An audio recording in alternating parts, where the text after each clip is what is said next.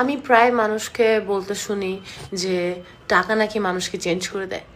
টাকা আসলে কখনোই মানুষকে চেঞ্জ করে না, টাকা তোমার সিচুয়েশনকে চেঞ্জ করে, কিন্তু তোমাকে না। Let me explain. আমি আমার জীবনে অনেক টাকাওয়ালা মানুষ দেখছি, আমি আমার জীবনে অনেক টাকার অভাবে আছে এমন মানুষ দেখছি, আমি এমন মানুষ দেখছি যারা অনেক টাকা ছিল কিন্তু লাস্টে গরিব হয়ে গেছে, এবং আমি অনেক মানুষ দেখছি যারা অনেক গরিব ছিল এবং লাস্টে অনেক টাকার মালিক হয়ে গেছে। ওদের মধ্যে একটা জিনিস কমন, যে ওরা যেরকম মানুষ টাকা ওইটাকে ইনহ্যান্স করছে।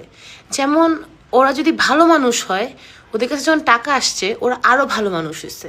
ওরা যদি খারাপ মানুষ হয়, তাহলে ওদের কাছে যখন টাকা আসে তখন ওরা আরও বেশি খারাপ মানুষ হয়।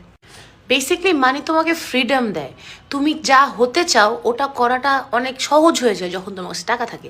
তো তুমি যদি এখন খারাপ কিছু করতে চাও, তুমি সহজে খারাপ কিছু করতে পারবা, এবং তুমি যদি ভালো কিছু করতে চাও তুমি সহজেই ভালো কিছু করতে পারবা।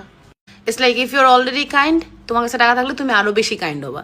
If your already a bad person, your gonna be আরও বেশি ব্যাড পার্সন। কিন্তু টাকার অভাব থাকার সত্ত্বেও ভালো মানুষ হওয়াটা খুবই কঠিন, আসলেও কঠিন। কারণ আমরা তখন সবসময় সার্ভাইভাল মুডে থাকি। কি করলে আমরা এই সিচুয়েশন থেকে একটু বের হব, একটু আরাম পাবো, একটু শান্তি পাবো, এটার খোঁজেই এত ব্যস্ত থাকি যে ভালো মানুষ হয়ে ওঠাটা কিন্তু খুবই কঠিন।